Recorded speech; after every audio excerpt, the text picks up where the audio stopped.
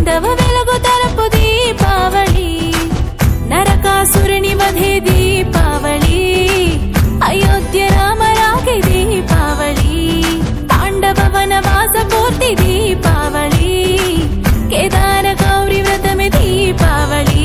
తప్పు చేస్తే ఎవరైనా శిక్ష తప్పదు ఏమైనా, కన్న కొడుకే అయినా నరకుని చంపే సత్యభామ భూమాత